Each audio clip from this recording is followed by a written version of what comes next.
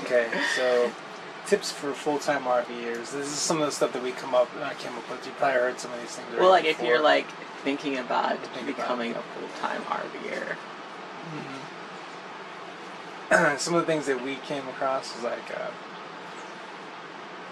first we'll go with like the RV type. Technical stuff. The RV type. RV type. So for us, we have little kids and we travel a lot, and we've noticed pretty early on that, hey, when we start driving, they need to go to the bathroom. So motorhome versus like fifth wheel kind of thing, or that just easier access to the bathroom.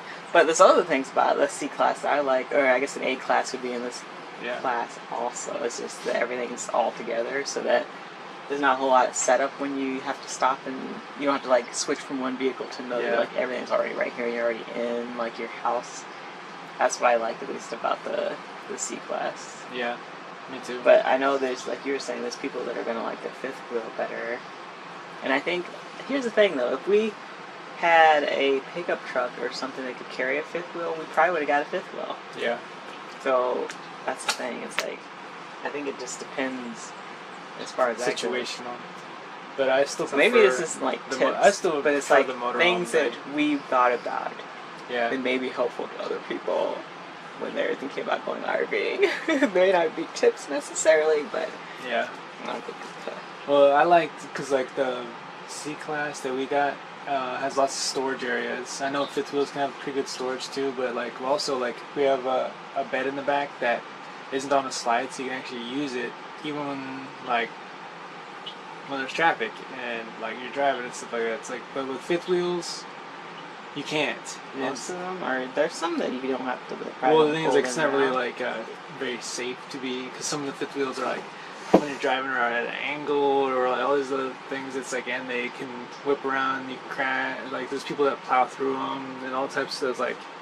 So basically, it's more like easier convenience. I'd say for like going to the bathroom, sleeping, naps.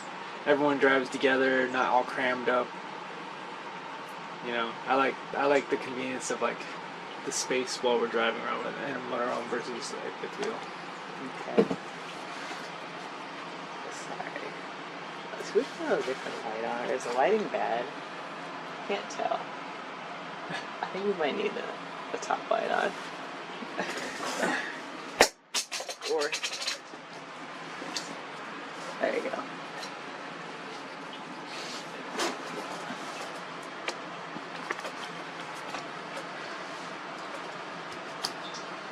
Okay, fixing her lighting issues. But yeah, convenience of a motorhome where everybody being together and whatnot. I like that versus like, okay, you have to stop to actually use it for the most part. Yeah. And stop and like move to another vehicle and all that kind of stuff. But yeah. Okay. And then A class versus the C class. We like the C class because it has like that whole overhead bed that we can use for storage and stuff like that. Cause we brought a lot of stuff with us and whatnot. It seems like for the most part A class and C classes, besides the overhead over the driver's seat area, front area, the rest of the layout's pretty much the same, and it's like the length that they may add more, I guess, to. Obviously, you can get a ginormous A class, and it's gonna have more space than like a 30-foot C class or whatever, right? And they also have ginormous C classes too. We went with a 32-foot. 30, 31, something like that, but yeah. We didn't want like a monster. 30 feet. Alright, then one thing we found for the drains in the vehicle, getting a snake, one of those like the thin diameter snakes, about 15-20 feet long, like that is actually really for helpful. ours it's going to be 15-20. Yeah, but for other vehicles obviously maybe a little bit longer, a little bit shorter, but that was really helpful. There's been a couple of times that the drains got clogged up and pretty easy fix afterwards. I've seen a lot of people in the RV groups have issues with drains, so definitely get one of those snakes that actually is very helpful. And then so one of the times we actually had the drain and like it didn't really fully work, so we used some eco-friendly enzymes. It's kinds that you can also use in your your bathroom, so it makes it so it doesn't smell. Instead of using like harsh chemicals or anything like that, it's actually just naturally found enzymes. Like it actually works pretty good for both. You just let it sit in the drain, starts breaking things up. Well, okay, because when you have an RV, because I think this is like, this video is kind of meant for people that are thinking about doing RVing, you know. Yeah. So yeah, you have to put, I guess, what, like some kind of like something in the toilet. The toilet, but it's like some kind of enzyme thing, yeah. right? What is it? What's the technical word for like? Treat the water in the toilet treatment. Okay. Black water treatment tank. Okay, there you go. All right, so that, and so I guess you make sure it's an eco-friendly type. They do make natural enzymes and eco-friendly type black water treatment thingies, so just go with those, and that also works to help clear the drains after you let it sit overnight or or whatever. Yeah. Okay. It does get dusty in obviously in your RV, because like most of the time you're at like campgrounds and stuff like that. It's like, I mean, a lot of times you're in the woods. So get a duster, vacuum, broom. Make sure you just do that often. Make sure it doesn't get too dusty. Yes. Okay, next. Next, we have a list. Crockpot is. Oh yeah, so.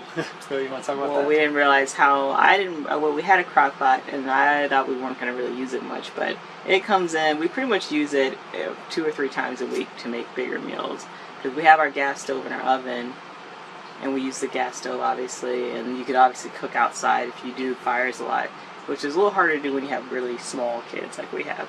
But the crockpot is like amazing. So if you have one, you think it may or may not be useful for your RV, it's actually really useful. Yeah, you just chop stuff up, throw it in, turn it on. People know how to use crockpots. Not everybody. Well, if you have one, you bring it with you. There you go. Who's that? Water filters, like that's a pretty common one, like, because you don't know what kind of hookups you're going to have for your water.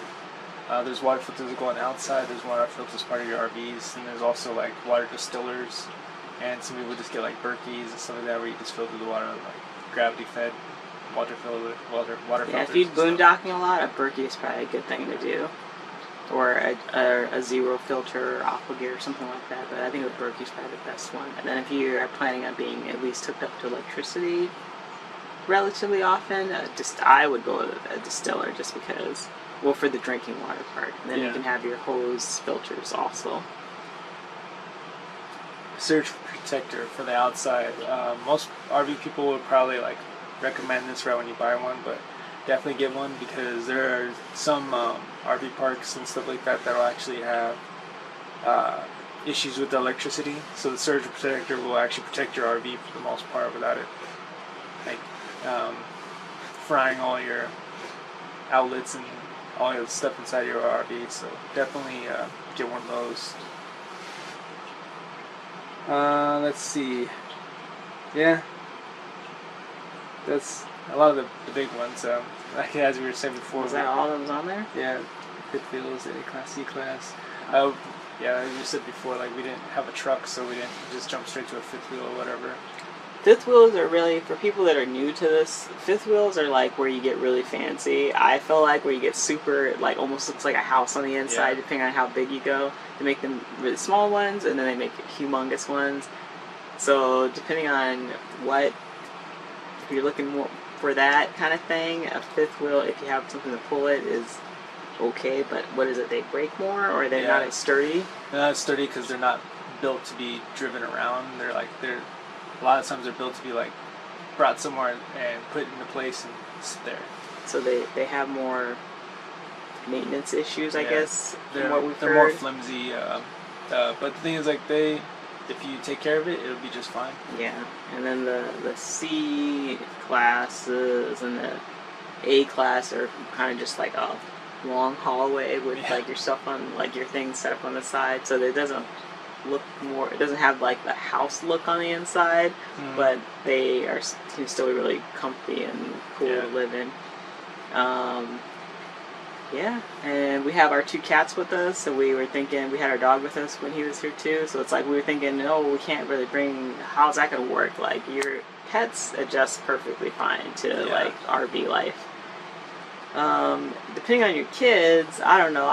We were talking to some people recently, and I was telling them I probably would go full-time RV if you have kids that are under like 3 or 4, because our kids are really young, and there's just a lot of, and it might be just this class, like the C and A class. Maybe the fifth wheel types are set up more like houses, so maybe they'd be a lot more easier to have smaller kids in.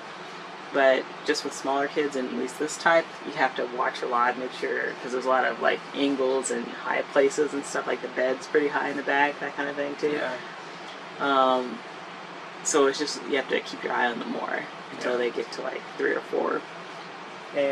But then that might just be our kids too, because they're like all over the place, and maybe some kids, because there's people that have babies, newborns, or whatever, they RV. And they do just fine, so it's like that's just our experience with it. Yeah, a lot of the fifth wheels are like very level and low on a lot of the stuff. So it's a lot, I noticed in RV groups a lot of times people would recommend the fifth wheel and stuff like that for families, and they're like, families, just like go somewhere and park families. It and like go full time there for a few months and get used to it. But yeah, most of the time fifth wheels, that's pretty much what they do. They just go park somewhere. So, and of course there's, when you RV, there's the 2 types of RVing. There's the traveling all the time type, and then there's the people that bunker down and kind of just go to and from their place. So that would be like RV parks, or if you have a piece of land to park your thing on, or if you just, I guess it would be like that. Yeah. You bounce around state parks and boondocking places. For the people that like to move around a lot. I think with little, smaller kids, it's easier. I guess, again, I think it just depends on the people, because some kids might like moving around every week or 2, or every month or so. Some probably don't. So I don't know. We used to go, like, move every few weeks or so, because we were visiting state parks. And then we kind of got tired of moving around a lot, I think, and so now we're at a state park still, but we're at one that does monthly over the winter, so we're doing that. And then coming up soon, because we also want to go back to gardening, so that's another thing. When you are living in an RV, it's kind of a little harder to garden unless you do pot. It's like you have like what is it, flower pots or whatever, garden pots. So that's another thing to think about. So because we're really into gardening and growing your own food, are eventually going to go back to having our own land.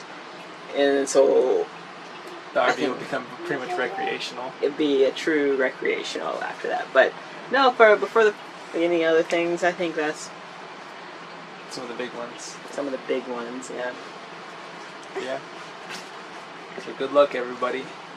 It is fun, though. It is fun. It just gets a little chaotic, as like that. But overall, it's like you get to, even if you just hunker down, like you actually get to travel quite a bit. Like, because at any moment you can be like, well, let me go somewhere else. Since it's not like when you have a house only, and you're like, I kind of stuck here, or an apartment. You're like, I'm kind of just stuck here.